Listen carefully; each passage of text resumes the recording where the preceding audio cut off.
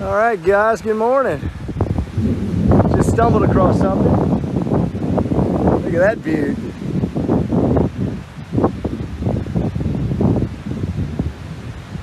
That's a big one.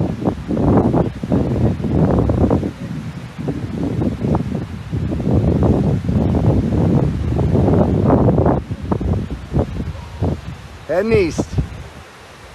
38, here it comes.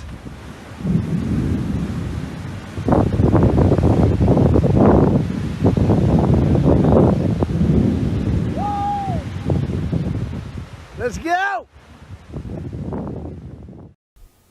But first, this is something we don't see often. A tornado touched down in Littlefield, Arizona, just north of Mesquite. This happened around 5 yesterday afternoon, and look at that, captured on video. Yeah, in fact, yesterday the National Weather Service issued not just the one, but 2 tornado warnings. The agency is now working to confirm if another funnel cloud touched down here in Nevada, but 2 rotations were picked up on the radar. So our wild, wacky, weird monsoon summer continues. Now we're seeing little baby tornado funnel clouds.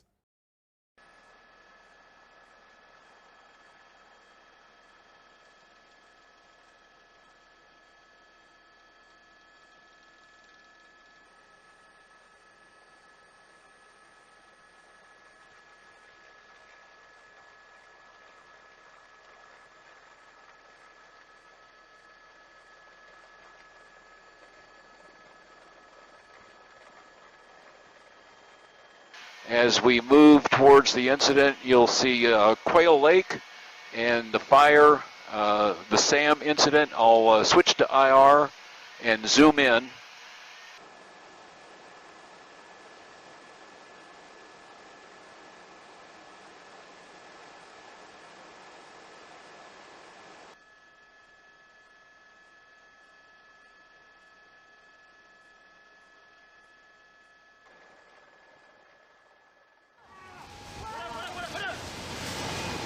Firefighters retreating briefly in southeastern Spain. They're trying to stop the flames from reaching houses in the Val de Ebo area near Valencia. The huge fire began when lightning struck at the weekend. Fueled by strong winds, it's forced hundreds of people from their homes. So far this year, Spain's had almost 400 wildfires, and they've already destroyed more than 3 times the area consumed by flames in 2021. They've been fueled by heat waves and drought conditions that scientists attribute to climate change. In Germany, the drought means you can see so-called hunger stones at various sections of the River Rhine. Centuries ago, they were placed on dry river beds and marked to warn future generations their exposure could signal famine. Over in France, the country's longest river, the Loire, looks like this. A record drought has cut the river flow to a trickle, meaning in places people can almost walk from one shore to the other. Eh ben moi ça m'attriste. Ça m'attriste parce que je suis née dans le village. It makes me sad because I grew up here and I've never seen it like that. Before, we could go to the waterholes over there with the children and fish.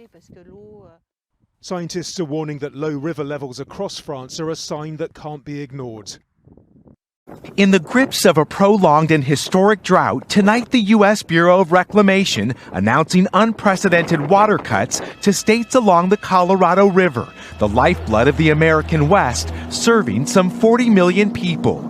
Facing a Tier 2 shortage for the first time in history, authorities say in January, Arizona will lose 21% of its yearly water allocation from the river as Nevada loses 8%.